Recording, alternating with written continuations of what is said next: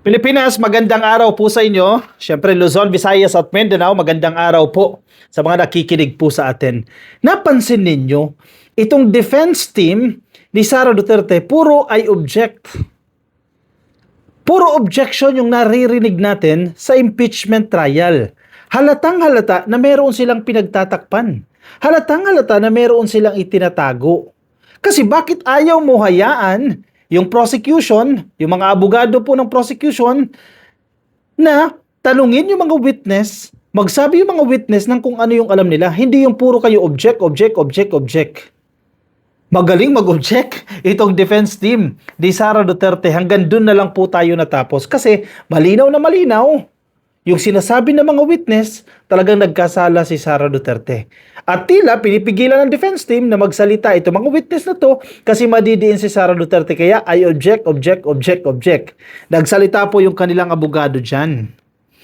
Si Attorney Michael Paua, yung defense team ni Sara Duterte, nagsalita po sila. Normal lang daw po yan na mag-object. Kasi yung abogado, yung attorney Nervasa, di ba? Yung second day pa lang natin, first day and second day pa lang ng impeachment trial, hindi mo na mabilang kung ilan ay object o ilang objection yung ibinigay nitong grupo ni Sara Duterte. Pinakinggan ko rin yung press conference ni Attorney Michael Powat. Ang sinasabi nila, normal lang naman yan sa korte. Normal lang yan sa mga abogado na mag-object ka. Okay, sige, naiintindihan natin. Hindi tayo abogado, pero naiintindihan natin na normal lang yan mag-object ka. Pero hindi normal yung maya-maya ka nag-o-object. Tapos maya-maya yung resulta overruled yung objection mo ng presiding officer. Kasi anong ibig sabihin sa'yo niyan? Sige, nag-object ka. Okay, sustained and overruled, dalawa po yan. Kapag sustained, sige, tama yung objection mo. At kinakampihan kita dyan, kinakatigan ko yung objection mo. Sustained yan. Kapag sinabi ni Chis Escudero bilang presiding officer, sustained, sige, tuloy mo, tama yung objection mo. Pero kapag sinabing overruled, napapahiya ka dyan. Tigil mo yan, sa madaling sabi, no? Mali ka na naman. Tigil mo yung kaka-object mo. Ganun. Ang punto ni Michael Powat, sige, normal lang yan, pero hindi po normal na napakarami kang objection at napakaraming overruled din na nangyayari doon sa objection ninyo. Ibig sabihin, may mali sa inyo. Para kayong grupo ng magkakaibigan o kaya sa classroom, sige, sa classroom, no? Para itanong yung teacher, puro ka-recite. Ka-recite ka ng recite, lagi namang mali yung recitation mo. Ganyan po yung itsura ng nagiging impeachment trial sa side po ng defense ni Sara Duterte. No, nakita niyo po yan. Nasa politico.com. Actually, maraming pahayagan Yung Rappler, nagkaroon din sila ng tally dito sa mga objection na ito ng defense. Sabi sa headline ng Politico, object ng object. Oy, Politico, grabe naman kayo. Sara Duterte's defense team. CJ Nervasa just doing his job. Siyempre, talaga naman, ipagtatanggol talaga yan ng defense. Ginagawa lang daw po nitong CJ Nervasa yung kanyang trabaho. Okay, kasi nga, yan nga ang belief ninyo Normal yan, I agree to that, no? Na normal lang talaga yung mag-object ka ng mag-object. Pero hindi nyo sinasabi na hindi normal yun. Napakaraming mong objection at napakaraming pag-overrule ng presiding officer. Sige, kahit mali kayo, sige, tuloy-tuloy pa rin kayo. Mali, at itinatama na nga kayo, sige pa rin. Kasi ang gusto raw nila, ma-record yung objection na yan. Pero hindi Ang tingin natin dyan, delaying tactics yan ilang minuto ang nasasayang dyan kaka-object ninyo, hihinto. Diba? Pag-iisipan, anong mga desisyon dyan. Hindi lang isang oras ang masasayang sa dami ng objection na yan. Court hours na naman po ang nasayang. Matagal na nga yung hearing Ilan na nga yan? 7 to 8 months yan Kasi magkabilang side, magpipresenta sila ng pareho nilang mga ebidensya at mga testigo. Di lalong tatagal yan, kaka-object ninyo. So, parte po yan ng strategy ng defense team para i-delay po itong impeachment trial. Wala na pong duda. Yan talaga yung objective nila dyan. I object. I object. Yun kasi ang objective. I-delay yung impeachment trial. Talaga nga naman kayo, oo. Palibasa, hindi nyo masagot kung ano yung mga ibinabato sa inyo, yung mga pinapakita sa inyo, mga videos, pinapakita sa inyo mga dokumento. Alam nyo kasing totoo yan.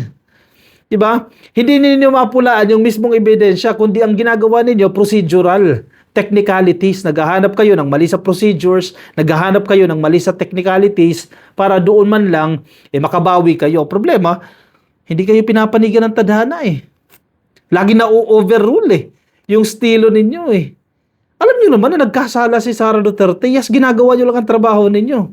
Chiching-chiching, kabuhayan po ninyo yan. Kung wala kayong trabaho, paano kayo kikita? At syempre, kliyente nyo si Sara Duterte, kahit alam nyo na nagkasala yan, okay lang, due process yan, karapatan niya na may pagtanggol yung kanyang sarili sa pamamagitan ng kanyang counsel, okay lang. Okay lang po yan, trabaho nyo po yan. Pero trabaho din po namin na ipaliwanag sa taong bayan kung ano po ang ibig sabihin ng maya-mayang objection at maya-mayang pag-overrule ng presiding officer dahil meron po kayong itinatago at ayaw nyong harapin yung mga ebidensya. Basa tayo sa balitang ito ng Politico, no?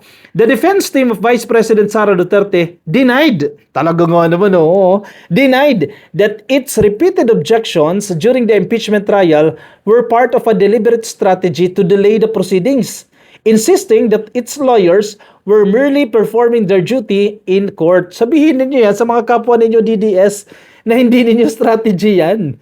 Sino pang maniniwala niyan?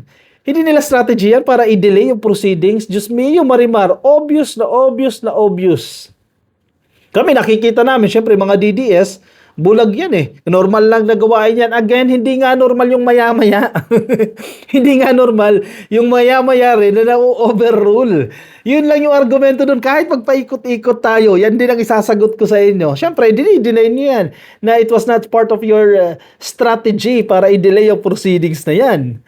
Speaking to reporters minutes before the start of the third day of the Senate impeachment trial, sinabi po ni defense spokesperson, Attorney Michael Powa, that lawyers are obligated to object whenever they believe questions posed by the opposing side violate the rules of evidence.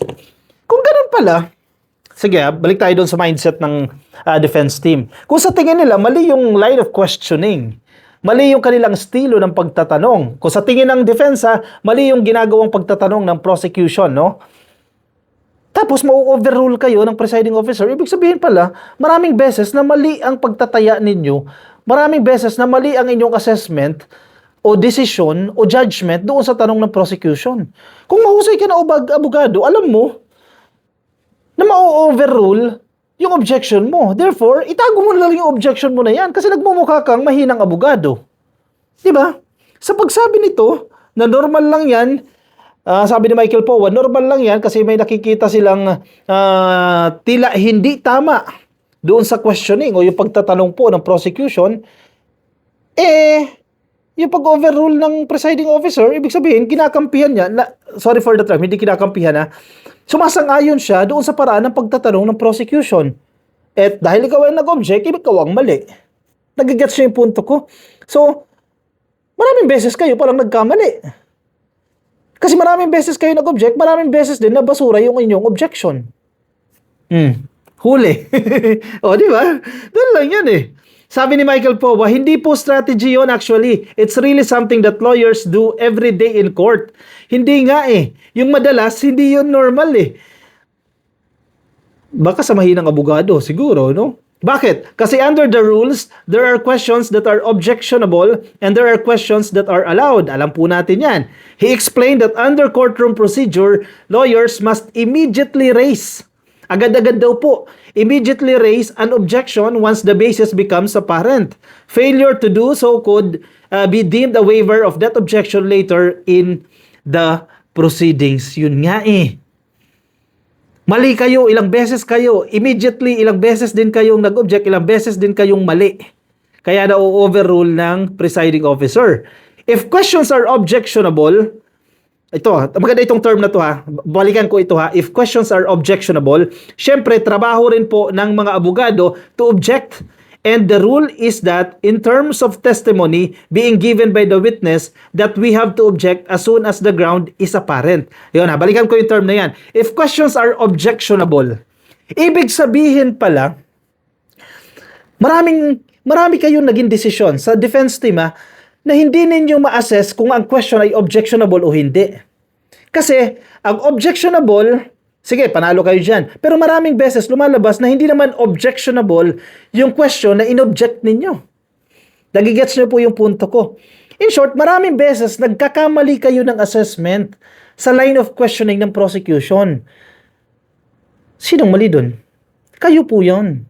Kakulangan po ng abogado ninyo yan. Walang problema kung mag-object ka as long as yung objection mo ikakatigan o papanigan ng presiding officer. Pero hindi hindi kayo pinapanigan. Ibig sabihin, mali ka na naman ng assessment. Hindi pala objectionable yung ginagawang proseso o yung pagtatanong ng prosecution.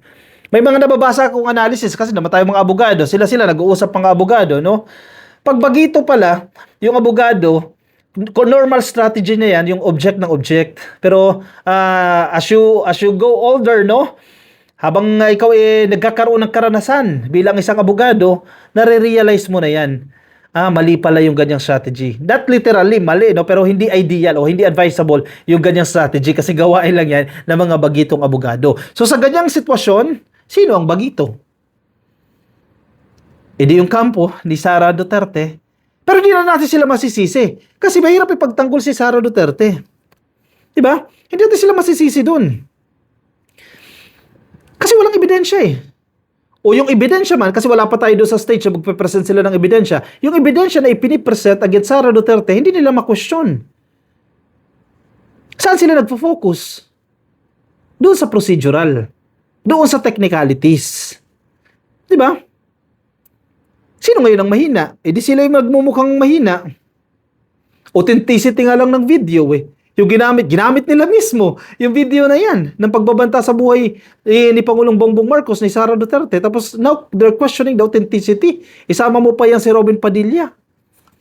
Diba? Wala naman nagsabi na hindi authentic yan eh, pero hinahanapan nila ng mga technicalities, yung documentation na magsasabing yan po ay authentic. Ginisa-gisa nila sa cross-examination yung NBI agent. Sino napapahiya ngayon? Sino man nagmumukhang credible ngayon? Hindi yung NBI agent. Sa sarili nila, nababaon din sila dahil sa kagagawan din nila. Gamitin ba nila yung video na yan eh? Na pagbabanta sa buhay ni Sara Duterte, bakit yung gagamitin yan? Di ba kine-question nyo nga yan? Hindi totoo yan, etc. Ay, nako talaga kayo, hindi kayo magtatanggumpay sa kalokohan ninyo. Object lang kayo ng object dyan. Pero alam ng taong bayan kung ano yung totoo.